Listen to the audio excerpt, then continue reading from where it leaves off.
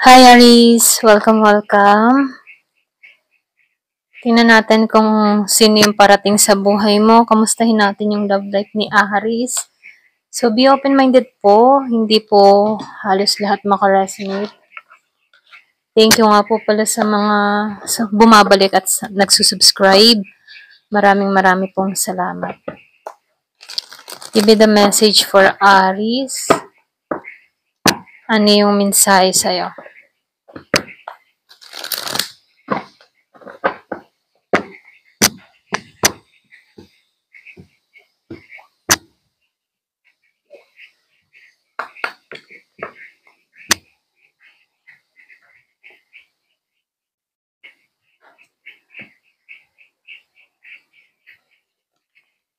So, yung iba sa inyo, no, nalilito ka. Merong pagkalito kang nararamdaman. Hindi malinaw para sa'yo ang nangyayari. So, yung iba sa inyo, meron kang nararanasan ngayon pagdating sa yung usaping pag-ibig, sa larangan ng pag-ibig. Meron akong nakikita dito biglang umiwas, lumayo, biglang nagkaroon ng conflict sa inyong dalawa. Meron kang kadiling dito na Gemini, Aquarius, and Libra. Yung iba naman sa inyo, Scorpio, Cancer, and Pisces. Lumalabas din dito, merong nababahala, nangangamba sa kinahinatnan ng sitwasyon, okay? So, meron akong nakikita ditong pinanghihinaan ng loob. Meron akong nakikitang tensyonado. Merong nag-iisip, okay? Kumbaga, hindi klaro para sa kanyang lahat bakit ganun ang naging resulta ng relasyon nila, okay? Hindi halos lahat sa part na to, Yung iba sa inyo, meron kadiling dito na Virgo. Meron din ako nakikitang Capricorn. Meron ding Taurus. Okay, meron Taurus. So, meron din ako nakikitang Sagittarius. Yung iba sa inyo, meron kadiling dito na Aries din, tulad mo. So, lumalabas dito, itong taong ito, meron akong nakikita ditong tao na ayaw sumugal, okay? Kumbaga, takot siya dito, meron siyang mga pinagdadaanan kung bakit takot to na makipag-usap sa'yo or takot to kung bakit tumigil to sa'yo. Meron tong takot na nararamdaman, okay? So, lumalabas dito, yung iba sa inyo, hindi mo maintindihan kung bakit ganun yung naging reaction ng person mo dito, okay? Yung kadiling mo dito. So, yung iba naman sa inyo, mas priority yung kanyang kabuhayan, yung kanyang trabaho, yung kanyang pera. Doon na lang siya nag-focus muna.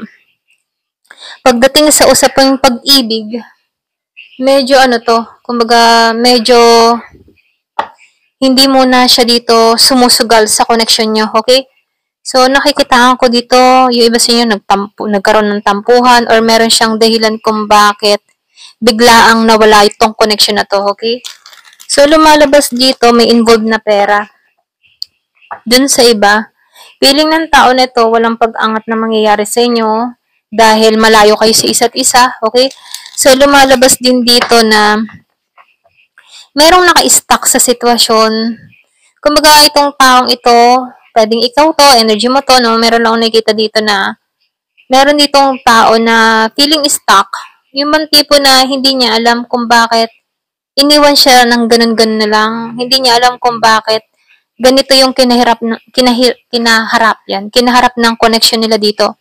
So, meron ka ditong kadiling na tao na hindi pa handa sa malalim na connection.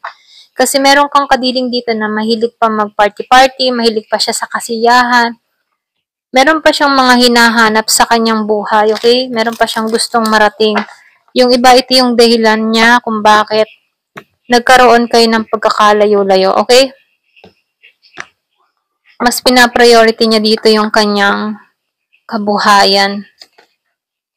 So, yung iba sa inyo, merong nangyari noong February. Pwedeng importante sa iyo itong buwan na to, February 16.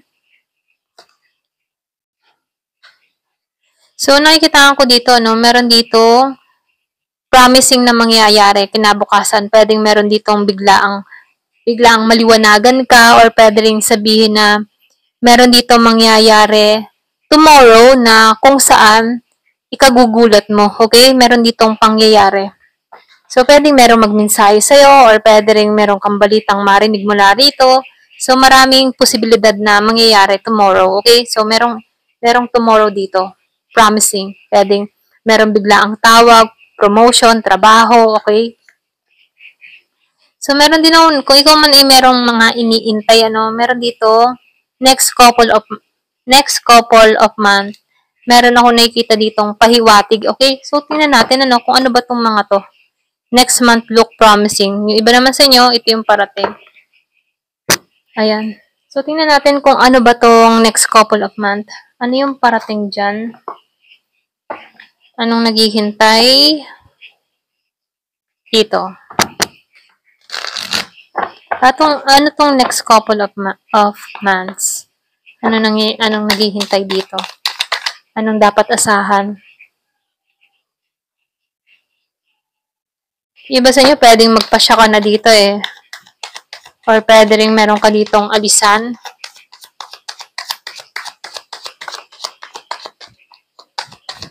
Meron akong nakikitang nasa ibang bansa. Or pwede rin meron kang kadiling na nasa ibang bansa. Kumbaga sa next couple of months, meron tong gagawin. So, nafe-feel ko dito, naka-stuck pa rin to. Iniisip ka pa rin ng tao na to. Kung meron kang kadiling na ganito, no? So, lumalabas dito na naghihintay lang to ng timing. Pwede nyo iba sa inyo merong pinagbawal. Meron ditong pinagbabawal yung relasyon, or pwede rin ayaw sa'yo ng pamilya. Ganon. So, lumalabas dito, no, na meron akong nakikita ditong yung bang tipong nagiging matatag sa sitwasyon. Yung iba sa inyo sa next couple of months, meron ka ditong gagawin sa sarili mo, or pwede rin magkakaroon ka ng kaliwanagan dito, okay? Iba sa inyo, mahabang panahon kang stuck, or meron kang gumugulo sa isipan mo. Iba sa inyo, meron kang pagpapasyahan dito, meron kang aayusin dito. So, lumalabas din dito na yung iba sa inyo, i-give up mo na to, okay? Kung meron kang kausap na nasa malayong lugar, meron akong nakikita ditong walang lakas kasi to ng loob na kausapin ka, wala tong lakas ng loob na kaharapin ka. Kaya dito, mahabang panahong stuck ka dito sa tao na to. Pero ganun pa man, andun pa rin yung fighting spirit mo na pwedeng magbago pa ang isip nito, okay? So, kumbaga, bago mo makamtan to, itong connection na to, nafe-feel ko dito na marami kang pagsubok na kakaharapin mula dito, okay? Sa connection nyo. Ayan, ito lang nafe-feel ko sa'yo. So, tingnan natin, ano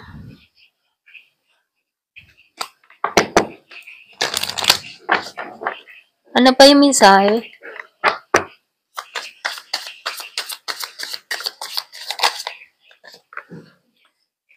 So, merong lihim. Meron ako nafe-feel na lihim. Merong nalulungkot. Meron ako nakikita magkalayo. Pero andun pa rin yung spiritual love. Magkalayo sa isa't isa. Okay? Meron ako nakikitang 30 years old, 32 years old, 33, 35.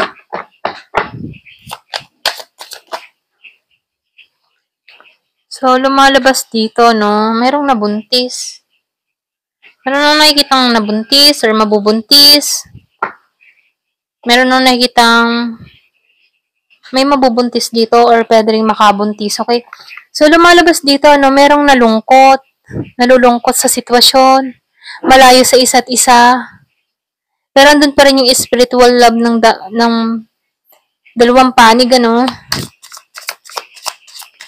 yung pagmamahalan.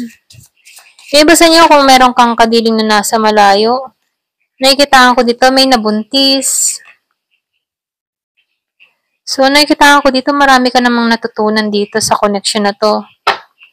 Marami kang talino or meron kang karunungan.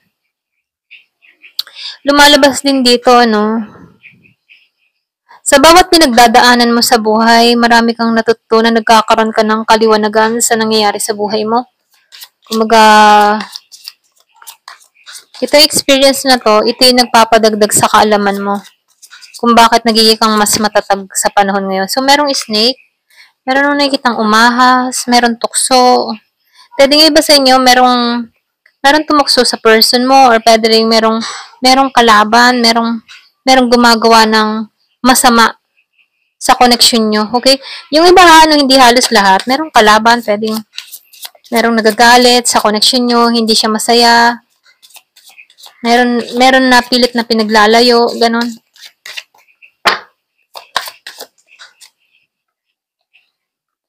So, temporary situation lang to, kaya sinasabihan ka dito, manalig at manampalataya ka kung hanggang saan yung connection ninyo dito. Nakikitaan ko dito na temporary situation, sinusubok tong connection na to or pwede rin pinagbabawal tong connection na to, okay?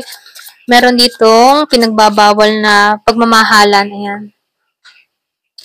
So, lumalabas din dito na andun yung pagmamahal sa inyong dalawa. Pwede nga iba sa inyo, meron kang kadiling dito na may sabit na, may asawa na, pero napamahal ka sa ganun. Kaya meron ditong pinagbabawal na pag-ibig or pwede rin meron kang tao na naglihim sa'yo. Okay, meron akong nakitang lihim. Ayan. So, tingnan pa natin dito, no? Kasi lumalabas dito, may mga nilihim, merong pinagbabawal na pag-ibig, may mga tukso. Pero gusto niya maging romantiko sa'yo, ganyan. O gusto mo maging romantiko dito, kaya lang pinagbabawal. Hindi hinahayaan na mas lumalim pa tong connection na to, no? May calling. Give me the message.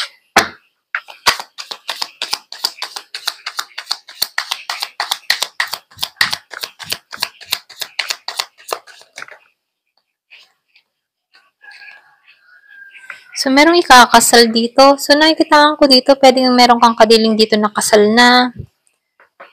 Or pwede rin sabihin na may nabuntis, merong kakasal dito, or ikaw nabuntisan ka dito, may ikakasal dito.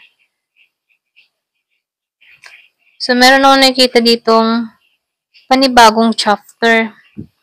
May transformation. So, nakikitaan ko dito, yung iba sa inyo may involved na kasal na, or pwede rin sabihin na ikaw kasal na, pero merong tukso na lumalapit sa'yo dito. Iba sa inyo, no, meron akong nakikitang tukso. Okay? Yung iba naman sa inyo, forbidden love. Meron dito kang tao na kasal na, or pwede rin ikaw kasal ka na, pinagbabawal tong pag-ibig na to. Ganyan. Pero iniisip ka ng tao na to. Malungkot siya dito.